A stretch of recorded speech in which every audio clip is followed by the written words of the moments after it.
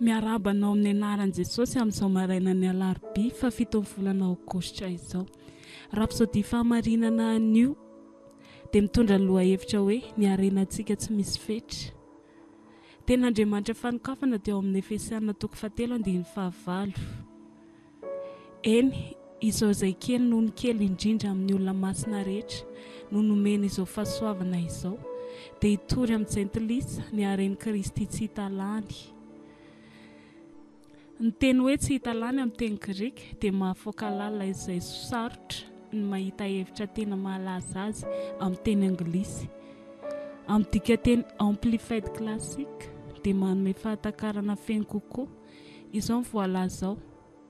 Ny haren'i Kristy tsy manam-pahataperana na ihany koa hoe tsy misy fetra na tsy takatry ny saina na tsy tambo isaina na tsy mety ritra. Arena izay tsy azon'ny olombelona tadiavina. Alleluia. Ity famaritana ity dia manome sary mazava tsara ny haben'ny fananan'i Kristy. Ny haren'i Kristy harem-be miavaka mihoatra noho ny fahatakarany fikarohan'ny sain'olombelona. Ahoana no ahafantarantsika manomboka mikaroka ny haren'i Kristy? Aiza no anomboantsika azy ary aiza ny farany? Miankina amin'ilay olona resahana daholo izany.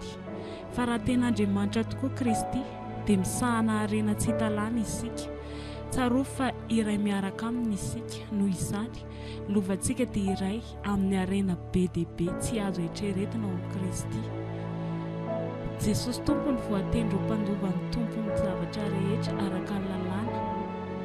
Nefa amin'izao andro farany izao no nampanantenany tamintsika ny zanany izay nitendreny ho mpandovan'ny tompony zavatra rehetra araka ny lalàna ary koa avy amin'ny sy tamin'ny alalany nahariany izao tontolo izao sy ny habakabaky ny lanitra ary ny vanim-potoana.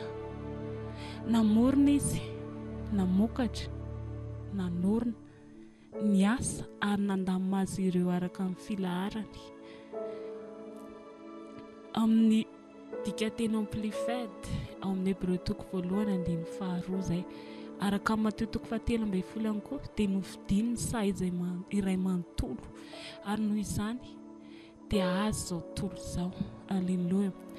Hoy ny Baiboly ao amin'ny Romana 9:15 sy 17. Ny fanahy dia miara-milaza fanahintsika fa zanak'Andriamanitra isika ary raha zanaka dia mpandova. Eny, sady mpandovan'Andriamanitra mpiray lova amin'ny Kristy koa. Midika izany fa izay rehetra an' Jesosy dia antsika. Amen. Izany lovantsika ary zava-dehibe ny hiazonanao izany. Amen. Manaraka ny diany Abrahama isika satria ny Baiboly dia milaza hoe fa raha ny Kristy ianareo dia taranaki Abrahama sy mpandova araka ny teny fikasana. Galatiana 3:7-8. Amin'izao fotoan'izao dia hivavaka isika. Tiako ianao tena hiteny an'izany amerina amin'ny fandresen-dahatra tanteraka. Mandeha amin'ny fahafenoan'ny harenan'i Kristy, tsy manam-pahataperana, tsy misy fetra ary tsy takatry ny saina sy tsy tambo isaina ary tsy mety lany aho. Teraka tao anatin'izany aho rehefa nateraka indray.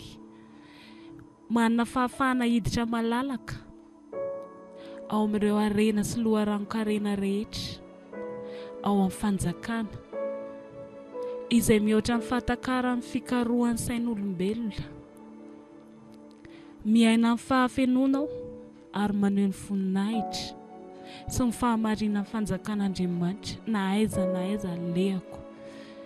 Amen.